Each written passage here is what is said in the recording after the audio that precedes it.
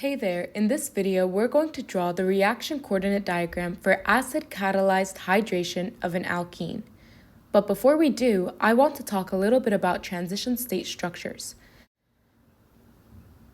So from our previous video, I have laid out for you the mechanism we drew for acid catalyzed hydration of an alkene. So what's a transition state structure? Well, here I have our starting reagents turning into these intermediates. That's the first step of the reaction.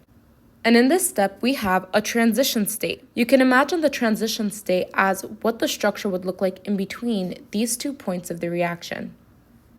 So if we continue to the next step, we would have a transition state here, and finally here. So we have 3 transition states in this reaction. So if we wanted to go ahead and draw a reaction coordinate diagram for this reaction, we would have energy increasing on the y-axis and reaction progress on the x-axis, meaning that the farther we are on the x-axis, the farther that the reaction has progressed to completion. So over here, I would draw my starting reagents, and over here, I would draw my final products. And so for this diagram, we would draw 3 humps, 1, 2, 3. That's because we have 3 transition states in this reaction, as we saw before. So each hump is going to represent 1 transition state. And we label that with this fancy T-looking symbol. So I'll go ahead and draw that symbol here. We have T1, T2, and T3.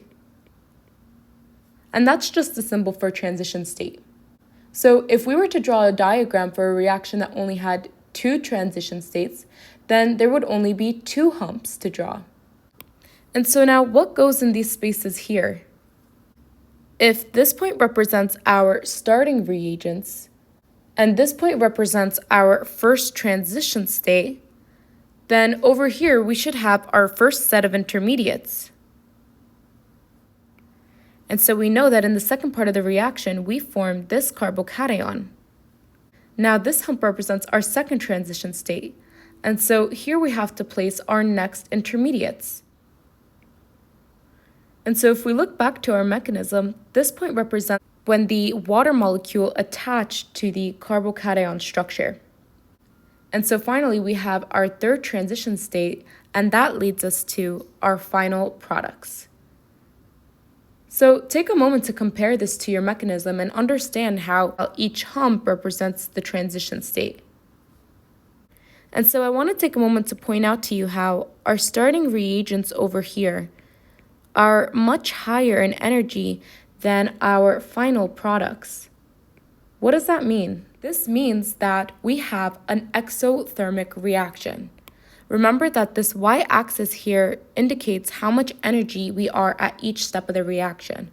So notice here how our starting reagents were much higher in energy than our final products. And so that means that throughout this reaction, we lost energy along the way. So we call that an exothermic reaction.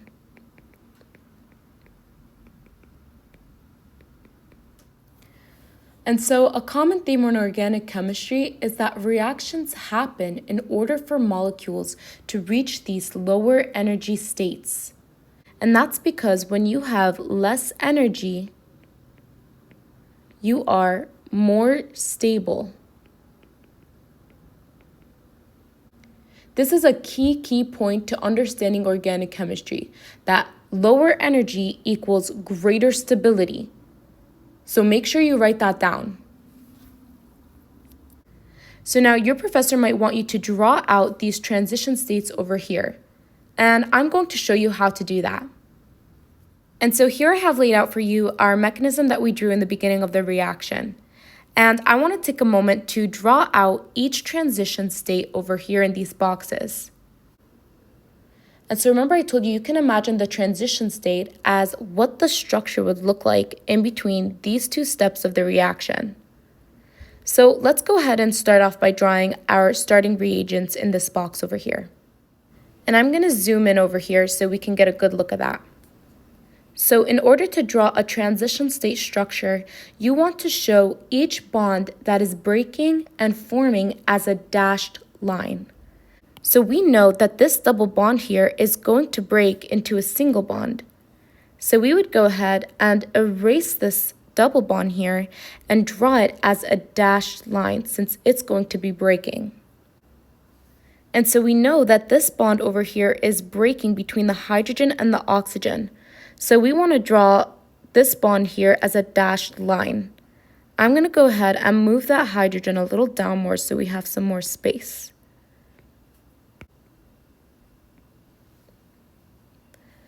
And so we also said that we want to draw each bond that is forming as a dashed line as well.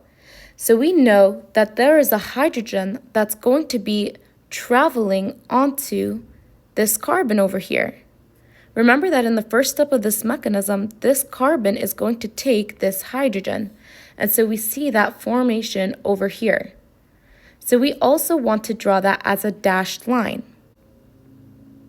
So as a recap, we drew all the bonds that were breaking as a dashed line.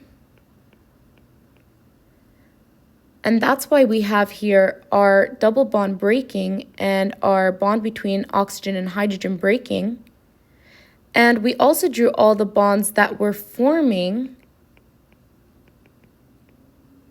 as a dashed line as well. And so we see here that the bond between this carbon and hydrogen is forming. So that has to be a dashed line as well. So we've successfully drawn this transition state structure. And so to indicate that it's a transition state structure, we draw brackets around it and our fancy little T symbol on the top right corner over here. Some professors might expect you to draw some delta notations here, which just indicates whether an atom is going to be more towards the positive side or the negative side.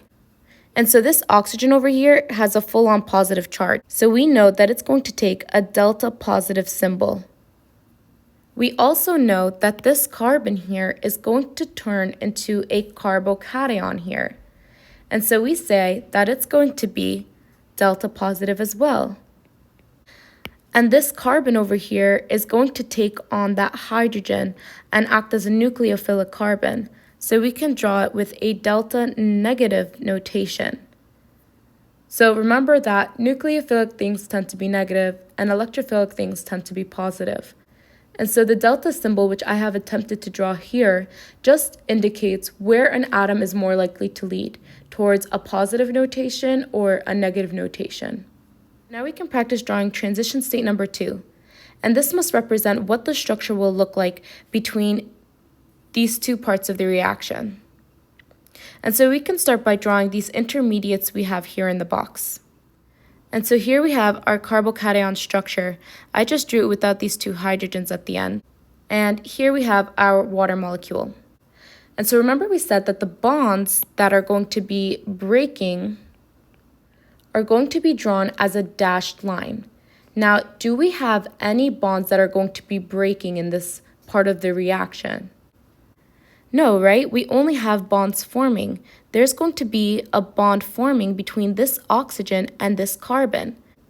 We only have a bond forming. And so if you've noticed, I've erased this lone pair on the water here, and I only drew that one lone pair here on the water molecule, because the other lone pair is what's going to be used to form that bond. And so I'm going to bring this guy a little bit closer. And so here we must draw a dashed line to show that the bond is forming between this oxygen atom and this carbocation carbon. And so now we can draw our brackets and label it with our fancy T symbol. If we wanted to go ahead and write out some delta sign, we would say that this carbocation carbon was delta positive, and we can remove that positive sign over here, and this oxygen atom was delta negative, because this guy was acting as our nucleophile and this guy was acting as our electrophile. And so that's it for structure number 2. So now let's go ahead and draw out transition state number 3. And so that's supposed to represent what the structure will look like in between these two steps of the reaction. I might not have mentioned it in the previous video, but when we deprotonate something, we take a proton away from it. And so a proton is also a hydrogen atom. The terms proton and hydrogen are used interchangeably here. And so we're taking a proton away from this oxygen atom. So where it was once OH2, now it's OH.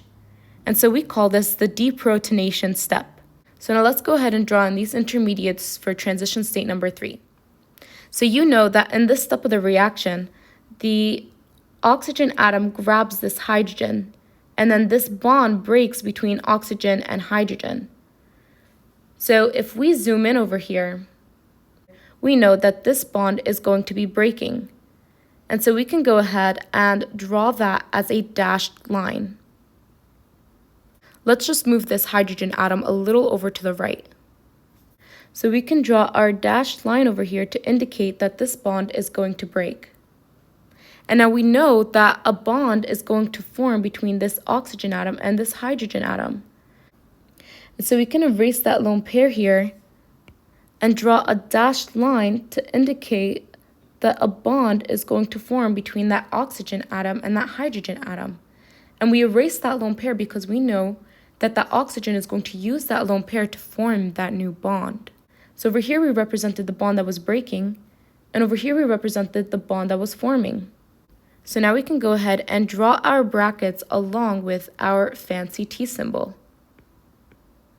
And if we label some delta positive charges, we can erase our charges over here and say that this oxygen is going to be delta negative since it's nucleophilic and attacking the hydrogen. And so this oxygen atom over here was positively charged, and so it can bear a delta positive symbol over here. And so that's it for our transition state structures. Now we can go ahead and place them in our reaction coordinate diagram.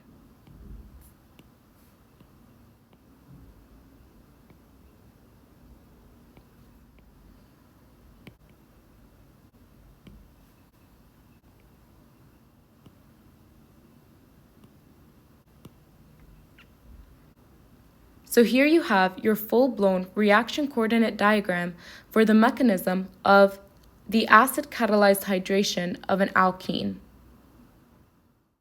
So that's it for this video. If you liked it, please leave a thumbs up and feel free to subscribe. Happy studying!